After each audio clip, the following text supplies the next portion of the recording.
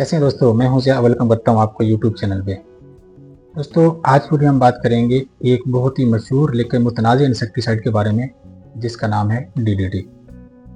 आज हम जानेंगे डीडीटी क्या है, ये कैसे काम करती है और आखिर क्या वजह थी कि दुनिया भर में इसके ऊपर पाबंदी लगाई गई। दोस्तों अगर डीडीटी की फुल फॉर्म की बात करें तो ये है डाइक्लोरो डाइफिनाइल ट्राइक्लोरोइथेन, ये इसकी फुल फॉर्म है। दोस्तों डीडीटी एक इंसेक्टिसाइड है जो कि 1940 यानी कि सेकेंड वर्ल्ड वॉर के बाद इसको मुतारफ़ कराया गया।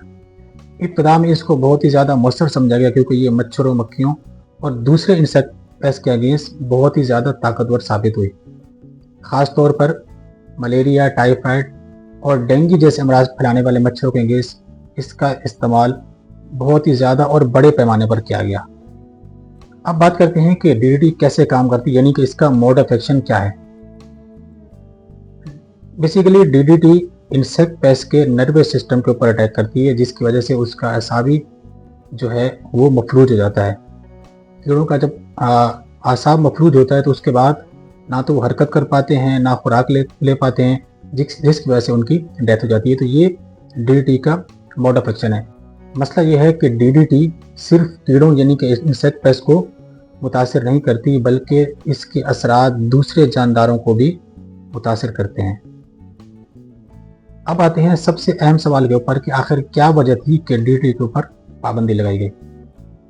दोस्तों जो सबसे बड़ा इसका रीज़न था वो था इंसानी सेहत के लिए इंतहाई ख़तरनाक, क्योंकि जब शुरू में इसको इस्तेमाल किया जाता रहा तो इतनी ज़्यादा प्रॉब्लम नहीं है, लेकिन वक्त गुजरने के साथ साथ इंसानी सेहत के लिए बहुत ही ज़्यादा ख़तरनाक साबित हुई। क्योंकि अगर ये किसी तरीके से भी इंसानी जिस्म के अंदर चली जाती है तो उसके बाद ये इंसानी जिस्म से निकलती नहीं बल्कि जमा होती रहती है, जिसकी वजह से कैंसर जैसे ख़तरनाक बीमारियों के भी जो है ख़तरा जो है बढ़ने लगा।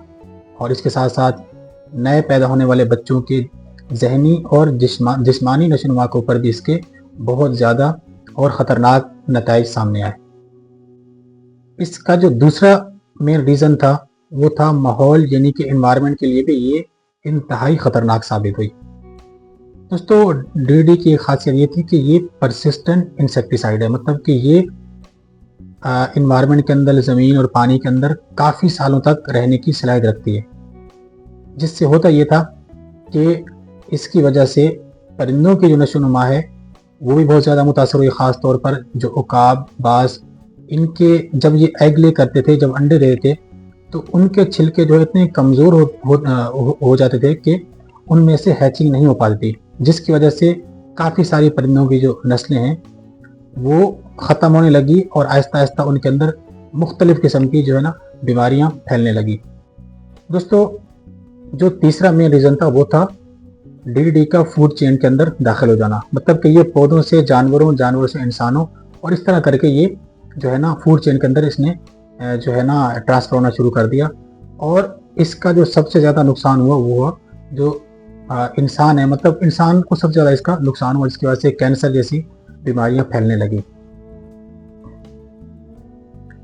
दोस्तों इसके अलावा जो सबसे आखिरी और सबसे बड़ा रीज़न था डीडीटी को बैन करने का वो था कि मुसलसल 30 से 40 साल इस्तेमाल होने के बाद मुख्तलिफ कीड़ों ने डीडीटी के अगेंस्ट अपने अंदर रेजिस्टेंस डेवलप कर ली थी।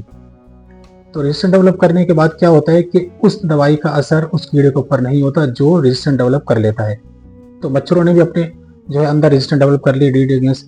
तो उससे क्या हुआ कि डीडीटी जो इतनी शानदार इंसेक्टिसाइड था वो जो है ना गैर मुअस्सर साबित होने लगी, और मतलब कि नुकसान ज़्यादा और इससे फ़ायदा कम होने लगा, जिसकी वजह से 2001 के अंदर एक इदारा है स्टॉकहोम कन्वेंशन के नाम से, उसने ये रियलाइज़ किया कि अब डीडीटी के मुतबादिल हमें इंसेक्टिसाइड लाने चाहिए और डीडीटी को बैन कर देना चाहिए, क्योंकि इसके असरात इंसानों, कीड़ों, हमारे एनवायरनमेंट और फूड चेन सब के ऊपर आने लग गए थे।